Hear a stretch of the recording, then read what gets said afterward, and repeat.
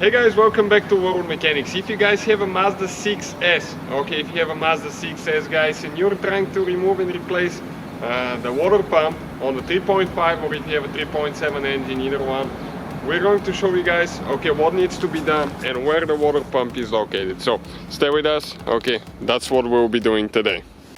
So that same engine guys, okay, you know it's a Ford engine. That 3.5, it's Ford engine developed with Mazda, so you'll find it in many Ford vehicles as well. We're working here on a Ford, but it's practically the same engine in that Mazda, and we're going to explain where that pump is located and what needs to be done to replace it. Now we have the whole video from start to finish, and this is the whole engine taken apart, and it will be on our main channel guys. If you want to check out the main channel, Auto Repair guys, okay, that's where you can find the video guys. Okay, the video will be there from start to finish, but now just a short video to explain what you need to do, what tools you need, because you need a few special tools and all that stuff. As you can see, your water pump, it's a timing chain driven pump, which is a terrible idea in my opinion for servicing that thing. Okay, maybe it's a good idea, but just to work on it, it's not really easy water pump replacement, and that's why some people pay over $1,500 for a water pump job. Now what needs to be done guys, you need to remove, okay, your upper intake. After you remove your upper intake, valve covers need to come off, and after the valve cover guys, okay, you need to go ahead and remove crankshaft pulley, okay, right here, and the belts. You're going to access this one through the fender liner here, okay, and once you do that, okay, you can see fender liner, you can access the side of the engine, and you will need to remove your timing cover.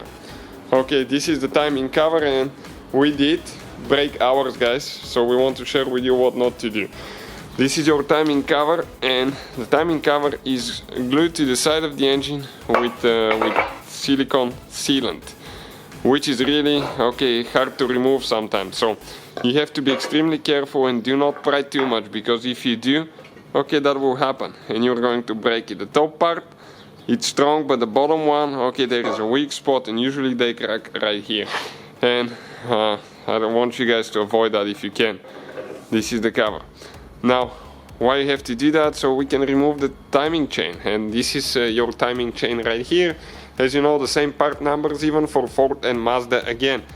This is the variable timing solenoids with the housing, and this is your timing chain and timing chain tensioners. Now, if you're doing that job, I'll recommend to put new chain, new tensioners as well. You can do it without actually, okay, replacing the little chains, because you have double chains. But if you got to that point guys, okay, don't be cheap, do everything, because you need to set the timing anyway, so there is no need guys to save just a few bucks and do all that job later. This is your water pump right here, and it stays between the V of the engine, okay, like this one. And that's why you have to take so many things apart. When you install everything together guys, you have to set the timing correctly, and this is your timing tool. That's what it looks like.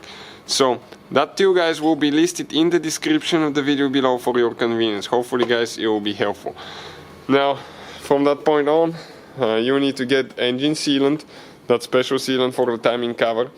We'll have that one listed below as well if you need to see where we get a big quantity for a really good price. So check this thing out guys. Again, I'll recommend to get the whole timing chain kit if you're doing that job with the pump. So thank you for watching, hopefully we can save you some money, and see you guys next time.